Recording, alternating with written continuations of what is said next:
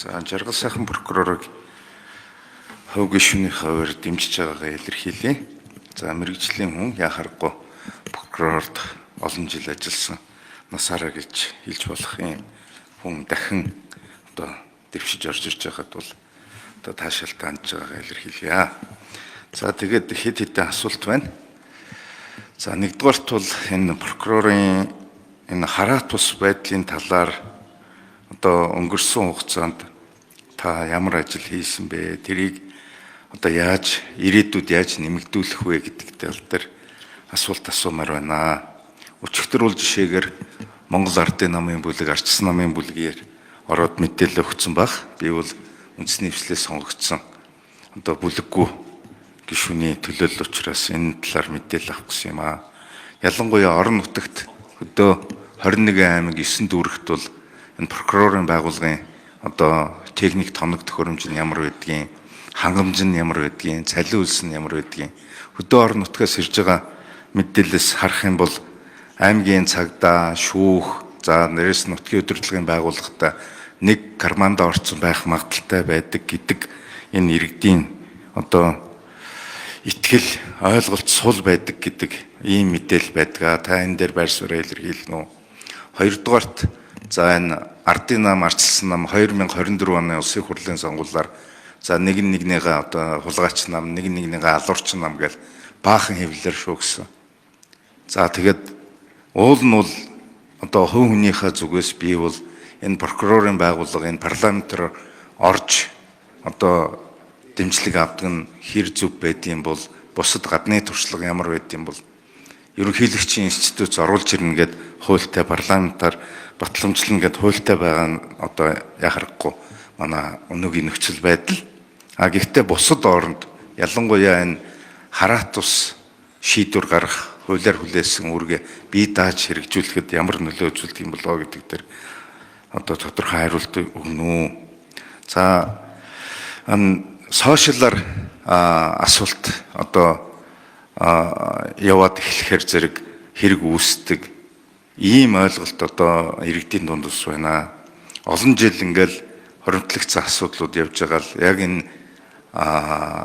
олон нийтийн сүлжээгээр нэг хүн одоо ялангуяа улс төрч хүмүүс гаргаж ирж тавьсны дараагаар ямар нэгэн хэрэг үүсдэг энэ тохиолдлууд хэр олон байдığım бол энэ дээр та яг өөрийн хувийн байр суурьаа бас тодорхой одоо бид нар ч одоо ард түмний төлөөлөл учраас бас асууж байгаа усуд байдаг. Тэн дээр бас нэг товч бөгөөд ойлгомжтойгоор хариулт өгнө гэж хүсэх байна. Баярлалаа. За энэ маш чухал асуулт асуулаа. За нэгдүгээр өмнө манад бүрдэгдэж байсан практикаар дээд шүүхийн тайлбараар баха зөвшөлдсөх гэдгийг зөвхөн санал авах гэж үзээд улсын ерхий прокурорыг томлохдоо ерөнхийлөгч улсын их хурл танилцаад дэмжсэн дэмжээгүй хамаагүй санал бичгээр ирсэн бол шууд томилдог практиктай байсан. За манайхтай ижил төстэй үндсэн хуультай Финлянд, Мэтийн улсуудад хууль зүйн сайд өгөөд ерөнхий прокурор ер нь ийм нийтлэг холимог засаглалтай улсуудад бол бас ерөнхийлөгч улс төрийн намаас төдийлцдэг институт олон тушаалтныхаа хувьд улс төрөөс хараат ус томилгооны агуулгаар ийм томилог практик жижиг ус түгээмэл бий. За энэ парламентын хяналтыг бий болгох үүднээс парламентаас прокурорыг нэг удаа одоо буцааж болох дараа нь бол өөр хүн оруулж ирнэ гэсэн агуулгатай заалт 2017 оны прокурорын тухай хуулиар нэмэгдэж ороод ингээд ийм санал хураалттай болсон ийм жижиг манад одоогор мөрдөгдөж явж байна. Ер нь бус улсуудын ерхий прокурор бол төрийн нэрийн өмнөөс одоогийн прокурорын тухай хуулийг хор заасан төр нийт ашиг сонирхлыг төлөөлдөг төрийн хууль цаазын гол зөвлөх субъектийн хувьд харьцангуй бие даасан үйл ажиллагааг хангахын тулд улс төрөөс хараат тусахын зарчмуудыг мөрдлөг болгож ерөнхийдөө юм хэрэг түүгээрээд байдгүй ер нь нэг юм жигд доктортой байдлыг хангасан томилгоонуудыг хийдэг жишээ нийтлэг усуд мөрдөгддөг. Гэхдээ одоо мөрдөгдөж байгаа хууль эрх зүйрэндээ л бид бол энэ чигийг баримталж явж байна. Дахин хэлэхэд прокурорын хуулийг одоо улам боловсронгуйлах хууль эрх зүйн шинжилгээ хийх нь бол хууль тогтоогчдын бүр эрхийн асуудал. За гишүүний асуултанд хариулъя.